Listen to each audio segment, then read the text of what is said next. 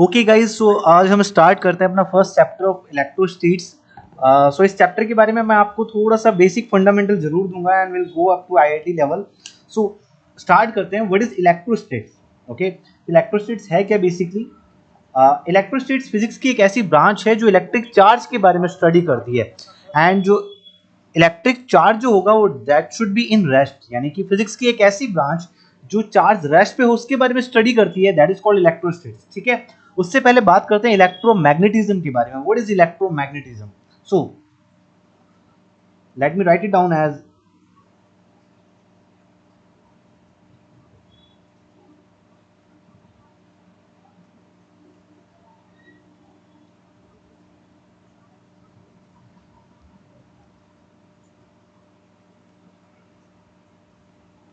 Electromagnetism जो है, actually इसके दो पार्ट हैं। इलेक्ट्रोमैग्नेटिज्म जो फिजिक्स की ब्रांच है, इसके दो पार्ट है। Now we have first part that is your electrostatics. So first part जो है that is called electrostatics,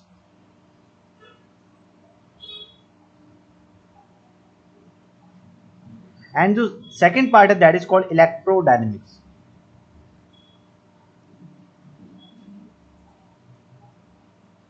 now नाम से पता चल रहा है electro means electron, that means charge. Electro means हो गया आपका चार्ज, स्टेट्स मीन्स रेस्ट पे, यानी कि फिजिक्स की वो ब्रांच जो चार्ज रेस्ट पे हो और उसके बारे में स्टडी करती है, that is called electrostatics. Now we have electrodynamics. Dynamics means motion या move, so I say motion. So physics की वो ब्रांच जो चार्ज मोशन में उसके बारे में स्टडी करती है, that is called electrodynamics. Now electrostatics में कौन कौन से पार्ट रहेंगे उसके बारे में बात करते हैं। नाउ इलेक्ट्रोस्टेट्स में सबसे पहले आपका चैप्टर आएगा electric charge, electric charge and Coulomb's law.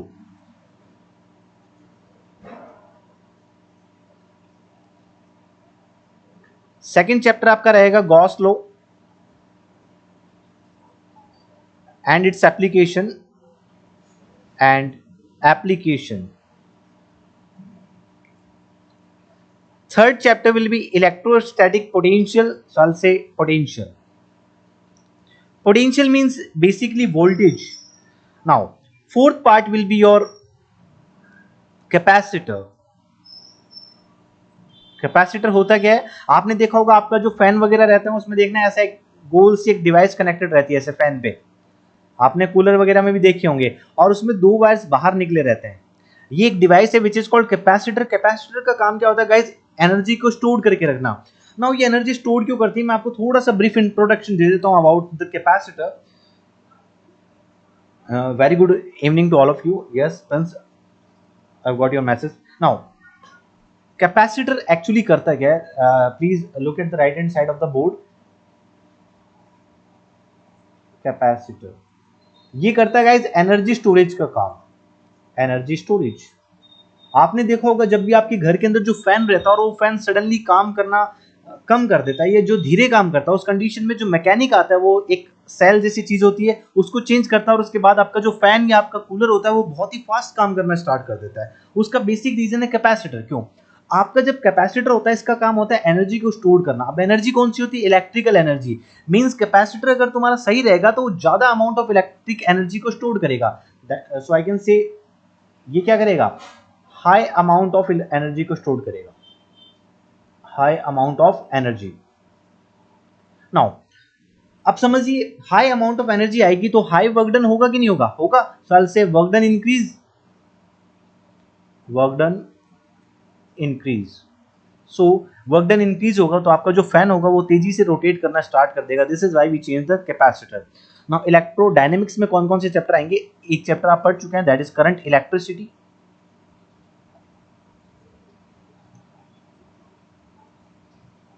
Drift velocity and all जो चैप्टर था दैट वाज करंट इलेक्ट्रिसिटी, वो आप स्टडी कर चुके हैं। अभी आपको आगे बहुत मजा आने वाला है इस चैप्टर में, सो प्लीज ये थोड़ा सा बेसिक इसको समझिए, then will start.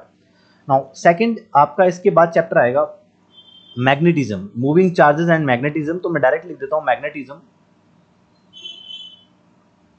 Third chapter आएगा electromagnetic induction, electro magnetic induction. And last इसमें चैप्टर आएगा ऑल्टरनेटिंग करंट।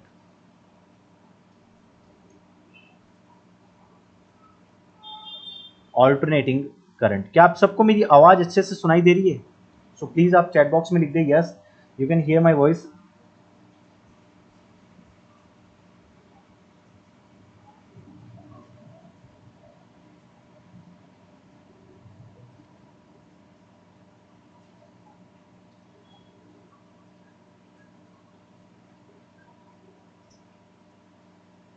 हाँ प्रिंस, कोई प्रॉब्लम नहीं। हम लोग स्टार्ट करते हैं और कल हो सकता है आपको इसका एक अच्छा सा वीडियो भी मिल जाएगा इस चैप्टर का ऑनलाइन, जितना मैं पढ़ाऊंगा।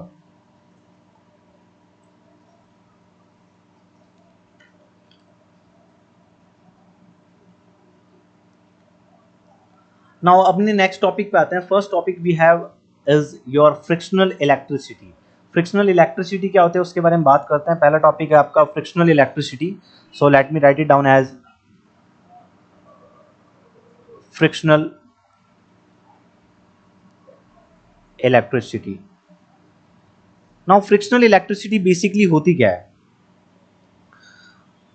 देखो, the property of rub substance due to which they attract light object is called frictional electricity. मैं इसको पहले लिख देता हूं, देन मैं आपको एक्सप्लेन करूंगा एक्चुअल में है क्या। द प्रॉपर्टी ऑफ रब substance due to which they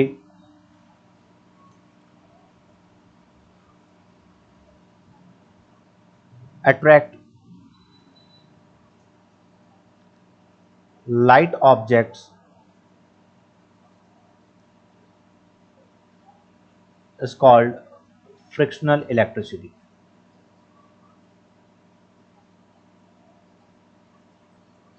मतलब क्या है?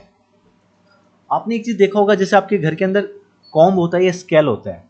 आप कॉम्ब या स्केल सपोज कीजिए आपके पास एक ये एक स्केल है आपके पास। ओके, इस स्केल पे कुछ नंबरिंग गिवन होती है, यहाँ पे ऐसे कुछ नंबरिंग गिवन होती है, ठीक है।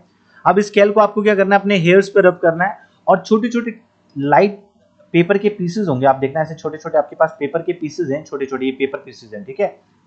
नाउ मैं लिख देता हूँ ये पेपर पीसेस। नाउ स्केल को आप क्या करेंगे, अपने हेयर्स पे रब करेंगे और उसके बाद इन छोटे छोटे पेपर पीसेस के पास लेके जाएंगे। Then you observe one thing कि जो आपके जो पेपर के पीसेस हैं वो एक्चुअल में क्या होते हैं, ये जो स्केल है स्केल से जाके चिपक जाते हैं। ये हमारा स्केल था। नाउ ये छोटे छोटे पेपर के पीसेस थे, अब ये स्केल पे जाके ऐसे चिपक गए। Okay, now this is called frictional electricity. Means किसी भी सब्सटेंस को कहीं पर रब करने के बाद उसके अंदर ऐसी प्रॉपर्टी का आ जाना जिसकी वजह से वो लाइट ऑब्जेक्ट्स को अपने साथ में क्या कर सकता है, अट्रैक्ट कर सकता है। This phenomena is called frictional electricity. Again समझिए, किसी भी ऑब्जेक्ट को आपको रब करना है, रब करने के बाद उसमें कुछ ऐसी प्रॉपर्टी आ जाती है जिसकी वजह से वो छोटे पार्टिकल्स को अपने साथ अट्रैक्ट करना स्टार्ट कर देता है। This phenomena is called frictional electricity, ठीक है। अब नाउ इसमें एक टर्म आती है दैट इज कॉल्ड इलेक्ट्रीफाइड। आपसे पूछ सकता है what do mean by electrified, ये बार बार चैप्टर में टर्म्स आ सकती है। व्हाट इज इलेक्ट्रीफाइड मींस, ठीक है। तो मैं एक बार लिख देता हूं इलेक्ट्रीफाइड।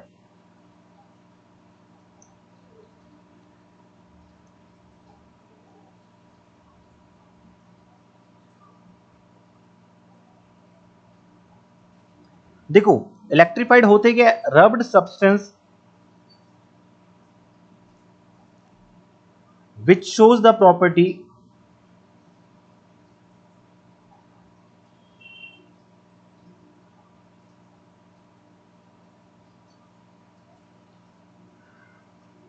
of attraction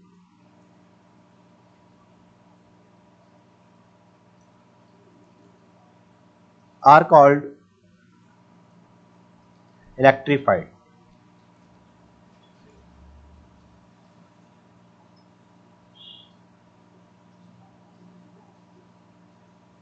अगेन समझिए, सबसे पहले फ्रिक्शनल इलेक्ट्रिसिटी क्या होता है, आप किसी भी ऑब्जेक्ट को कहीं पे रब करने के बाद उसमें एक ऐसी प्रॉपर्टी देखेंगे कि वो दूसरे हल्के ऑब्जेक्ट को अपने साथ अट्रैक्ट करता है। This phenomena is called functional electricity. Electrified क्या होता है, रब सब्सटेंस जो होता है वो प्रॉपर्टी शो करता है अट्रैक्शन की, तो ऐसे सब्सटेंस को हम कहेंगे इलेक्ट्रीफाइड। यहाँ पे जो आपका स्केल है जो प्रॉपर्टी शो कर रहा है दूसरे हल्के पार्टिकल्स को अपने साथ अट्रैक्ट करने की, सो मैं कह सकता हूँ स्केल इज योर इलेक्ट्रीफाइड। सो मैं स्केल पे लिख देता हूँ इलेक्ट्रीफाइड। आपके दोनों डेफिनेशन कंप्लीट हो गई होगी, क्लियर हो गया होगा।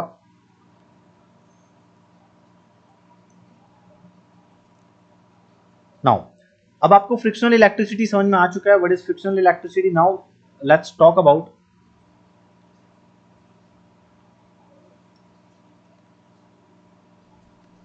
अब हम बात करते हैं historical views of frictional electricity, यानी कि फ्रिक्शनल इलेक्ट्रिसिटी के बारे में हमको पता कैसे चला। सो मैं लिखता हूं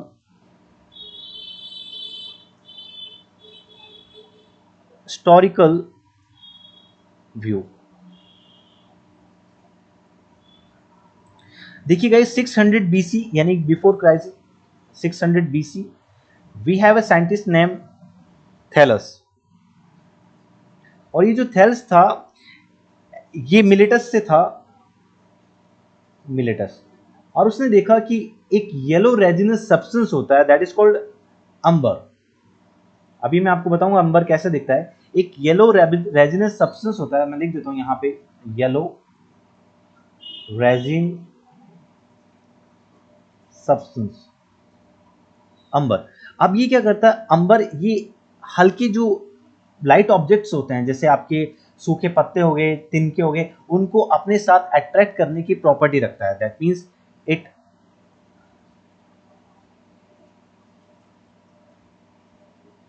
it has the property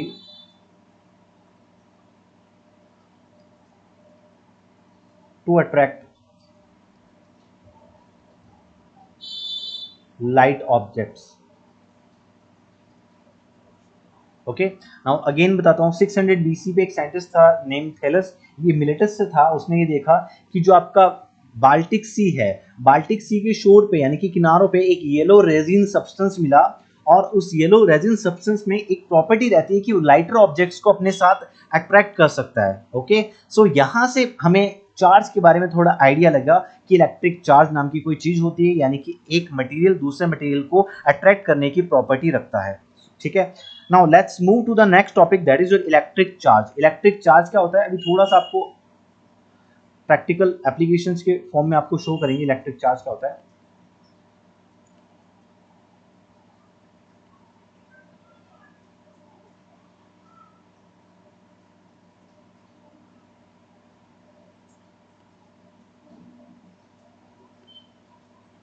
okay, now let's move to the electric charge. What is electric charge.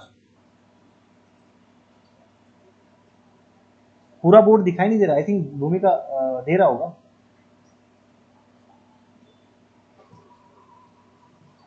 Now let's talk about the property of electric charge. Electric charge क्या होता है, किसी भी मैटर की एक फिजिकल प्रॉपर्टी होती है जो उस मैटर को किसी भी इलेक्ट्रोमैग्नेटिक फील्ड में रखने पर एक फोर्स का एक्सपीरियंस करवाती है। ओके, लाइक यू कैन से कि किसी भी सब्सटेंस को किसी इलेक्ट्रोमैग्नेटिक फील्ड में रखने पर उस सब्सटेंस पर अट्रैक्शन या रिपल्शन यानी कि आकर्षण या प्रतिकर्षण एक तरह का फोर्स लगेगा। वो फोर्स उस मैटर की जिस प्रॉपर्टी की वजह से लग रहा है that property is called electric charge. Okay, ये फंडामेंटल प्रॉपर्टी है किसी भी मैटर की, यानी कि electric charge is a physical property of a matter. Physical मतलब वो मैटर के साथ रहती है, that causes it to experience a force when kept in electromagnetic field.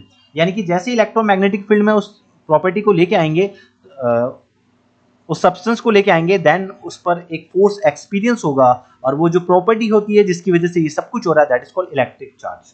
Now अभी सवाल ये आता है इलेक्ट्रिक चार्ज कितने टाइप्स के रहते हैं हमारे पास, इलेक्ट्रिक चार्ज के कितने टाइप्स होते हैं उनके बारे में बात करते हैं। नाउ इलेक्ट्रिक चार्ज का फर्स्ट टाइप होता है that is called vitreous, VITEROUS, and second type we have resinous।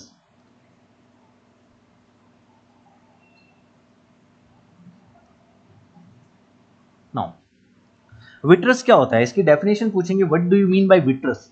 देखो यू हैव सीन, यहां पे देखो एक ग्लास रोड है। नाउ देखिए ये जो एरो मैं यहाँ पे पॉइंट कर रहा हूँ, ग्लास रोड को जब सिल्क क्लॉथ के साथ आप रब कर रहे हैं तो ग्लास रोड पे जो चार्ज डेवलप हो रहा है that charge is called vitreous. तो आपसे पूछा जाएगा what do you mean by vitreous, that means जब ग्लास रोड को सिल्क क्लॉथ के साथ जब आप रब करेंगे उस कंडीशन में ग्लास रोड पर जो चार्ज डेवलप होगा that charge is called vitreous charge. अच्छा, विट्रस जो है ये लेटिन वर्ड से निकला है और लेटिन वर्ड विट्रम, विट्रस का कौन सा है, that is called vitrum, which means glass. समझ रहे हो, ये विट्रस जो है ये विटम लेटिन वर्ड से निकला है जिसका मतलब होता है glass. Okay, means charge developed on a glass rod whenever it is rubbed with silk cloth is called vitreous। Now second आता है रेजिनस। अब ये जो हाथ देख रहे हैं इस हाथ के अंदर देखो येलो कलर का आपको एक सब्सटेंस दिख रहा है, ये येलो कलर का जो सब्सटेंस है ना गाइज, दिस इज योर अंबर। ये जो फोटो के अंदर आपको येलो कलर का सब्सटेंस दिख रहा है, ये देखो जिसको मैं गोला कर रहा हूं, ये येलो कलर का जो सब्सटेंस है ये सब्सटेंस एक्चुअल में अंबर है, ध्यान रखना। अब आपको पता लग गया अंबर कैसा होता है, येलो कलर का है, रेजिनस है, आपकी जो पियर्स सोप होती है वैसा दिख रहा है। ठीक है, जब अंबर को आप कैट फर के साथ रब करेंगे तो चार्ज डेवलप जो अंबर पे होगा that is called resinous. Okay, resinous resin से निकला है, रेजिन मतलब अंबर। ओके, नाउ विट्रस जो है वो विटम से निकला है, विटम मींस ग्लास, और रेजिनस निकला है रेजिन से, and resin means amber. Okay, that means charge developed on umber whenever it is rubbed with wool or cat fur, those charge is called resinous। आप हिंदी में बता देता हूं कि विट्रस आप ये बोलेंगे जब भी कांच की छड़ को किसी सिल्क कपड़े के साथ रगड़ा जाता है तो कांच की छड़ पर जो आवेश उत्पन्न होते हैं उन आवेशों को हम विट्रस चार्ज कहते हैं। विट्रस लेटिन वर्ड वीटम से बना है, ये मैंने स्पेलिंग शायद रॉन्ग लिख दिया, विट्रम लिख दिया, ये वीटम होगा। विट्रस जो है लेटिन वर्ड वीटम से बना है जिसका अर्थ होता है ग्लास, जिसका मतलब क्या होता है guys, glass. Okay, now again मैं एक बार फिर से एक्सप्लेन कर देता हूं, जब ग्लास की छड़ को सिल्क कपड़े के साथ में रगड़ा जाता है तो ग्लास की छड़ पर जो चार्ज डेवलप होता है that is called vitreous. Now resinous resin word से मिलकर बना है, रेजिन का मतलब होता है अंबर। जब भी अंबर को किसी कैट फर यानी कि बिल्ली की खाल या फिर वुल क्लोथ, वुल यानी कि ऊनी कपड़े के साथ रगड़ा जाता है तो उस कंडीशन में अंबर पर जो उत्पन्न चार्ज होते हैं उनको बोलते हैं रेजिनस। ना उसके बाद में एक साइंटिस्ट आए थे जिनका नाम था बेंजामिन फ्रैंकलिन, और बेन फ्रैंकलिन यू कैन से। बेन फ्रैंकलिन ने क्या किया, बेन फ्रैंकलिन ने ये एक्सपेरिमेंट फिर से किया और उसने देखा कि जो ग्लास रोड है उस पर जो चार्ज डेवलप हो रहा है वो एक्चुअल में पॉजिटिव चार्ज है, तो उसने विट्रस नाम को चेंज करके पॉजिटिव चार्ज कर दिया। अब देखो कितना इजी है विट्रस को बोल पाना, vitreous is quite hard to understand.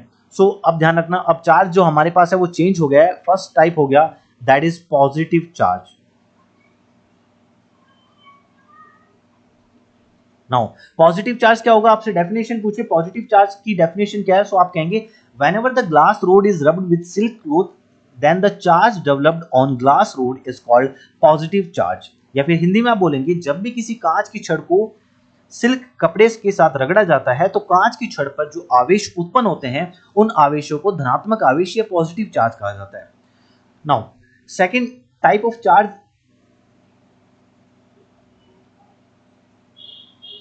Is negative charge. Negative charge, negative charge क्या होता है, whenever the umber is rubbed with cat fur then the charge developed on umber is called negative charge। और you can say कि जब अंबर को ऊनी कपड़े के साथ या बिल्ली की खाल के साथ रगड़ा जाता है तो अंबर पर उत्पन्न जो चार्ज होते हैं उन आवेशों को या उन चार्ज को क्या बोलेंगे, ऋणात्मक आवेश या नेगेटिव चार्ज। क्या आप सबको यहां तक सब कुछ क्लियर है, प्लीज आप कमेंट बॉक्स में लिख दीजिए अगर क्लियर है तो। मैं आपको ये गारंटी के साथ बोलता हूं कि आप जितनी भी क्लासेस लेते हैं ये क्लास बेस्ट होती है क्योंकि यहाँ पे आपको रियल टाइम एनवायरनमेंट मिलता है, you can ask your doubt, जो भी प्रॉब्लम्स होती है आप कैरी फॉरवर्ड कर सकते हो मेरे सामने। आप कमेंट बॉक्स में लिख दीजिए अगर क्लियर है तो।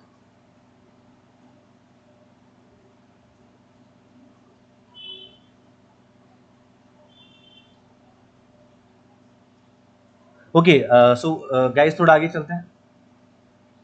Okay Arjun, now electric charge के बारे में वी हैव स्टडीड, अब बात करते हैं इलेक्ट्रिक चार्ज की यूनिट के बारे में। ओके कि इलेक्ट्रिक चार्ज की क्या क्या यूनिट रहती हैं एंड ऑल। ओके सो बात करते हैं यूनिट। सो मैं कहूँगा unit of electric charge. Electric charge की ऐसा यूनिट होती है गाइस कूलम, COULAMB, और हिंदी में आप बोल सकते हैं इसको कूलाम। ठीक है, ये विद्युत आवेश की ऐसा यूनिट होती है। नाउ अच्छा आपसे पूछे SI MKS बोल सकते हैं आप, SI यूनिट सिस्टम इंटरनेशनल। ठीक है, आपसे पूछा जाए CGS यूनिट क्या होगी इलेक्ट्रिक चार्ज की, CGS यूनिट, तो CGS यूनिट के बारे में आपको एक्सप्लेन कर देता हूँ। इलेक्ट्रिक चार्ज की CGS यूनिट होती है स्टेट कूलाम, स्टेट, और यू कैन से एब कूलम भी होता है, और ESU ऑफ चार्ज भी कहते हैं। अच्छा एक कूलम जो होता है वो 3 × 10⁹ स्टेट कूलम रहता है, ध्यान रखना। आपसे कन्वर्जन पूछ सकता है, एक कूलम चार्ज कितने चार्ज के इक्वल होता है, तो ध्यान रखना अगर MKS या SI यूनिट एक कूलम है वो 3 × 10⁹ स्टेट कूलम के इक्वल होगा। और यू कैन से जो आपका 1 कूलम चार्ज है that will be equal to 1/10 abcoulomb के इक्वल होगा। ओके एक coulomb equals to 3 × 10⁹ statcoulomb, और you can also say 1 coulomb is equals to 1/10 abcoulomb. Guys conversion बहुत इंपॉर्टेंट है, आपसे कन्वर्जन से रिलेटेड क्वेश्चन पूछेंगे। ओके चाहे आपका बोर्ड एग्जाम हो चाहे आपका नीट का एग्जाम हो, IIT में तो खैर ऐसा क्वेश्चन नहीं आएगा।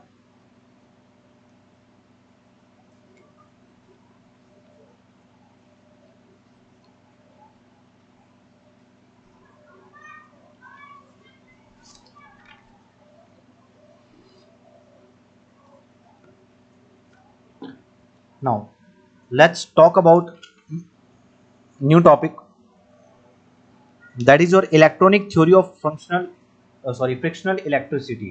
so इलेक्ट्रॉनिक थ्योरी पर आते हैं, फ्रिक्शनल इलेक्ट्रिसिटी की क्या है। so मैं लिख देता हूं यहाँ पे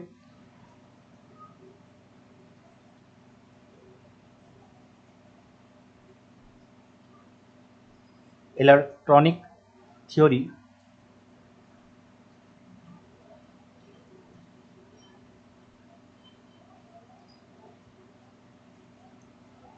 ऑफ फ्रिक्शनल इलेक्ट्रिसिटी।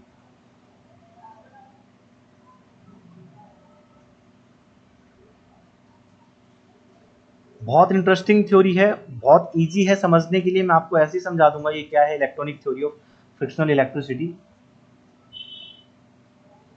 अब एक चीज समझना, आपका कोई भी एटम होता है, ठीक है, एटम के सेंटर में रहता है न्यूक्लियस, न्यूक्लियस रहता है पॉजिटिव। ओके कोई भी एटम होगा उसके सेंटर में रहेगा न्यूक्लियस, और न्यूक्लियस रहता है पॉजिटिव। इस न्यूक्लियस के अराउंड में सर्कुलर शेल में जो इलेक्ट्रॉन्स होते हैं वो रिवॉल्व करते हैं। ये सर्कुलर ऑर्बिट्स है, इन सर्कुलर ऑर्बिट्स में इलेक्ट्रॉन क्या करते हैं आपके, रिवॉल्व करते हैं। ठीक है, ये जो सेंटर है न्यूक्लियस, इसमें दो पार्टिकल बेसिकली रहते हैं, एक आपका रहता है प्रोटॉन और एक रहता है न्यूट्रॉन। जो प्रोटॉन रहता है वो रहता है पॉजिटिव और न्यूट्रॉन रहता है न्यूट्रल, यानी कि इस पर नेट चार्ज रहता है 0। ओके नाउ ये जो सर्कुलर ऑर्बिट्स हैं, इन सर्कुलर ऑर्बिट्स में इलेक्ट्रॉन सर्कुलर पाथ में क्या करता है, इस न्यूक्लियस के अराउंड रिवॉल्व करता है। ठीक है, नाउ एटम जो रहता है वो इलेक्ट्रिकली न्यूट्रल रहता है, क्यों, क्योंकि इसका टोटल पॉजिटिव चार्ज, यानी कि जो प्रोटॉन से पॉजिटिव चार्ज इसमें डेवलप होता है और इलेक्ट्रॉन से जो डेवलप नेगेटिव चार्ज होता है वो दोनों आपस में इक्वल रहते हैं, जिससे नेट चार्ज 0 हो जाता है। सो मैं लिख देता हूं atom is electrically neutral, atom is electrically neutral. अब होता क्या है, अब देखिए आप किसी भी सब्सटेंस को दूसरे सब्सटेंस के साथ रब करेंगे, तो रब करने से क्या होता है कि आपको पता है हीट रिलीज होती है, रब करेंगे तो हीट रिलीज होती है। आपने सर्दी में देखा होगा आपके हाथ बहुत ठंडे हो जाते हैं, तो आप दोनों हाथ को एक दूसरे के साथ रब करते हैं। रब करने से होता क्या है, आपके हाथों में वर्कडन जो होता है वो हीट की फॉर्म में रिलीज होता है। नाउ अगर यहाँ पे हीट रिलीज होगी तो जो इलेक्ट्रॉन है वो न्यूक्लियस के चारों ओर रिवॉल्व कर रहा है, वो क्या चाहेगा, इस न्यूक्लियस से बाहर निकल जाए। तो इलेक्ट्रॉन जो न्यूक्लियस को छोड़ करके बाहर चला जाएगा। तो सपोज कीजिए we have two objects, like ये फर्स्ट ऑब्जेक्ट है और ये मेरे पास दूसरा ऑब्जेक्ट है ए एंड बी, ये दोनों ही न्यूट्रल थे। ए भी न्यूट्रल था, इस पर net charge C is equal to zero और इस पर भी C is equal to zero, और you can say charge Q equal to zero, इस पर भी charge Q equal to zero था इनिशियली। नाउ अब इन दोनों को हमने क्या किया, रब किया, ये हम कर रहे हैं इसको रब, जेड जेड मतलब मैं इनको आगे पीछे रब कर रहा हूं। रब करने के बाद ए से जो इलेक्ट्रॉन था वो एनर्जी पाकर ए से निकल के किधर चला गया, बी में चला गया। तो जो आपका ए जो एटम था वो क्या बन जाएगा, पॉजिटिव बन जाएगा। क्यों? क्योंकि उससे इलेक्ट्रॉन निकल के बाहर चला गया। और जो दूसरा ऑब्जेक्ट है बी वो क्या बन जाएगा, नेगेटिव बन जाएगा, क्योंकि उसमें एक्सेस इलेक्ट्रॉन आ गया है। ये है electronic theory of frictional electricity, यानी कि दो ऑब्जेक्ट को जब आप रब करते हैं तो रब करने से एनर्जी जनरेट होती है, क्योंकि आप वर्क डन करेंगे वो वर्क डन हीट एनर्जी में चेंज हो जाएगा। और जो इलेक्ट्रॉन्स होते हैं, जो आउटर मोस्ट सेल में इलेक्ट्रॉन्स जो न्यूक्लियस के अराउंड में रिवॉल्व करते हैं, वो इस हीट एनर्जी को एब्जॉर्ब करके एक सब्सटेंस से दूसरे सब्सटेंस में चले जाते हैं। जिस सब्सटेंस से इलेक्ट्रॉन निकल के गया है वो सब्सटेंस हो जाता है पॉजिटिवली चार्ज, और जिसमें गया है वो उसमें एक्सेस इलेक्ट्रॉन आ जाता है तो वो बन जाएगा नेगेटिवली चार्ज। आई होप आप लोगों को समझ में आ गया होगा। और सिस्टम का जो नेट चार्ज रहता है वो क्वांटाइज रहता है। जैसे समझिए स्टार्टिंग में दोनों ही, आप देखिए रेड पेन को देखना एक बार, look at the red pen.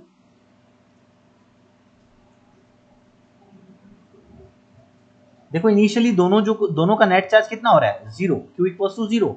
Now अब फाइनल कंडीशन पे देखो, एक पे पॉजिटिव मान लो 1 कूलम है, दूसरे पे भी नेगेटिव 1 कूलम है, दोनों को ऐड करेंगे तो पॉजिटिव 1 माइनस नेगेटिव 1 तो अगेन क्या हो रहा है, जीरो। यानी कि नेट चार्ज क्या रहता है, क्वांटाइज रहता है। क्वांटाइज मतलब जितना इनिशियल चार्ज था उतना का उतना आपके पास फाइनल चार्ज रहेगा। क्या आपको मेरी बात समझ में आ रही है? Is it clear? Please note it, आप मुझे चैट बॉक्स में लिख दीजिए।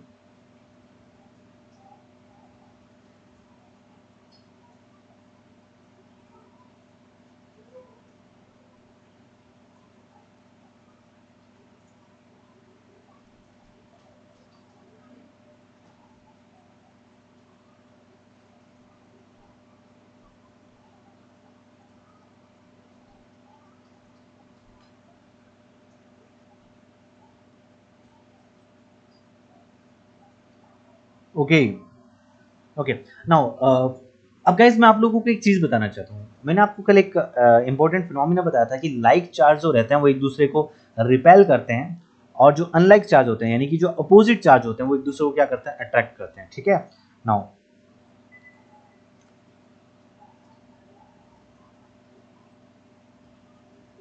Let's talk about like charge repel each other and unlike charge attract each other. ठीक है। सो मैं हेडिंग डाल देता हूँ कि आपको प्रूफ करना है, prove like charge repel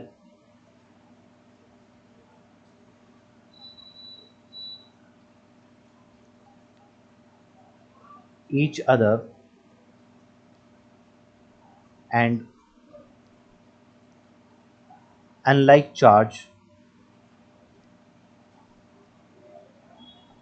attract each other।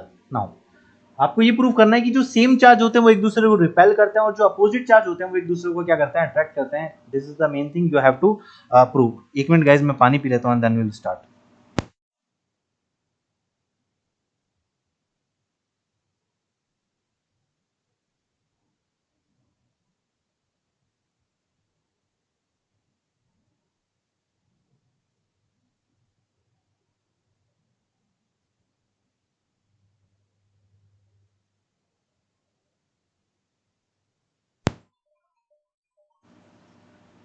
Okay, मैंने आपको बोला था जो क्लास रहेगी वो हमारी इंटरेक्टिव रहेगी, means I will show some physics related animations जिससे आप लोगों को फिजिक्स को समझने में आसानी रहे।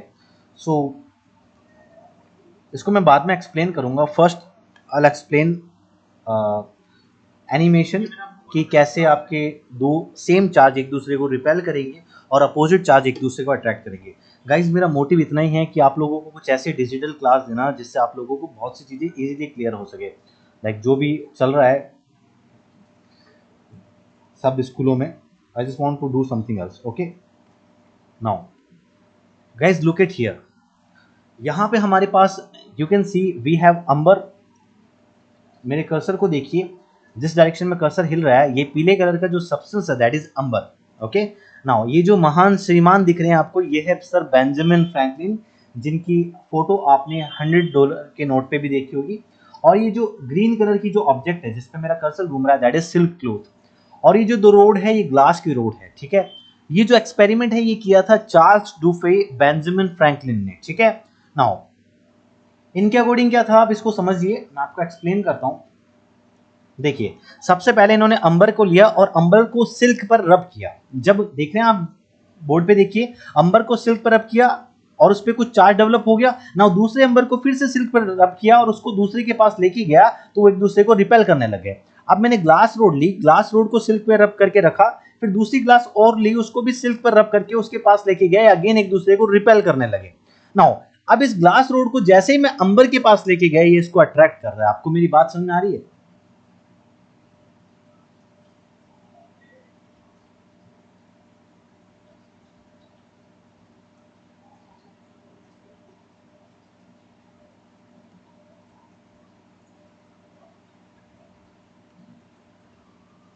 ओके एक बार फिर से देखिए, जो अंबर था उसको सिल्क पर रब किया तो अंबर पर नेगेटिव चार्ज डेवलप हो गया है एक्चुअल में।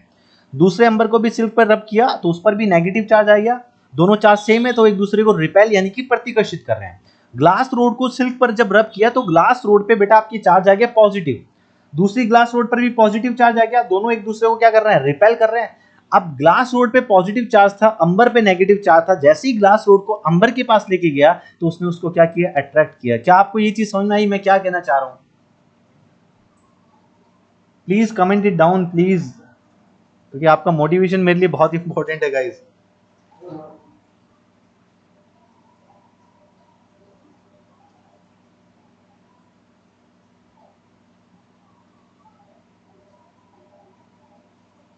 ओके सो हुआ क्या गाइस, उसके बारे में बात करते हैं। एक्चुअल में हुआ क्या है, सपोज कीजिए कि मेरे पास एक अंबर का पीस है, सपोज कीजिए ये अंबर है मेरे पास। ओके नाउ अल से अंबर आपका येलो कलर का रहता है तो एक काम करते हैं इस पे थोड़ा सा येलो कलर फिल कर देते हैं, तो ये आपके पास अंबर हो गया।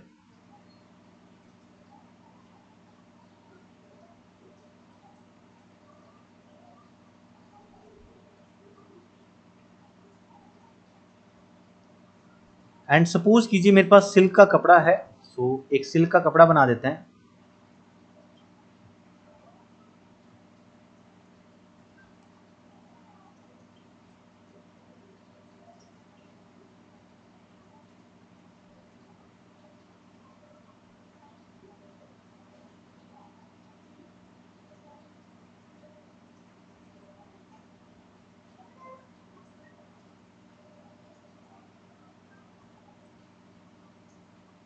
ये आपके पास है सिल्क क्लॉथ। ओके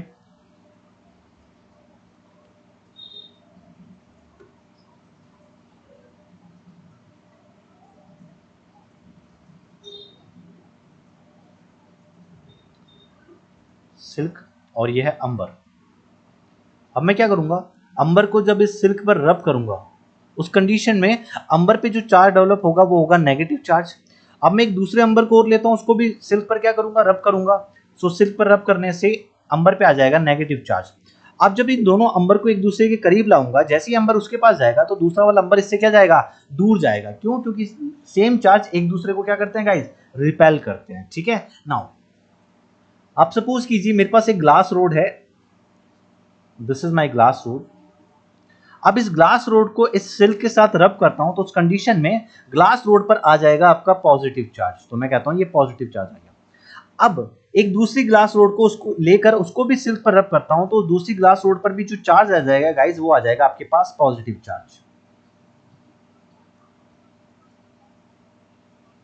नाउ अब जब इस दोनों ग्लास रोड पे पॉजिटिव चार्ज आ गया, एक ग्लास रोड को दूसरे की तरफ लेके जाऊंगा तो दूसरी उससे दूर भागेगी। क्यों? क्योंकि सेम चार्ज एक दूसरे को रिपेल करते हैं। मैंने आपको अभी एनिमेटेड वीडियो में शो किया था ये चीज। ठीक है अब मैं क्या करता हूं, इस ग्लास रोड को इस अंबर के पास लेके जाता हूं। सपोज ये मेरे पास अंबर है जो कि नेगेटिव चार्ज है, नेगेटिव चार्ज आ गया इस पे, और this is my glass rod. जिस पे पॉजिटिव चार्ज है। नाउ जैसे इस ग्लास रोड को अंबर के पास लेके जाता हूं तो अंबर इससे अट्रैक्ट होकर इसकी तरफ मूव करता है। दैट मीन्स अनलाइक चार्ज जो रहते हैं, यानी कि अपोजिट चार्ज जो रहते हैं, वो एक दूसरे को क्या करते हैं, अट्रैक्ट करते हैं, यानी कि आकर्षित करते हैं। और सेम चार्ज होंगे वो एक दूसरे को क्या करेंगे, रिपेल करेंगे, यानी कि रिपल्शन करेंगे, यानी कि एक दूसरे को प्रतिकर्षित करते हैं। क्या आपको ये चीज क्लियर होगी with animated video and with the text thing which I have shown you? Comment fast guys.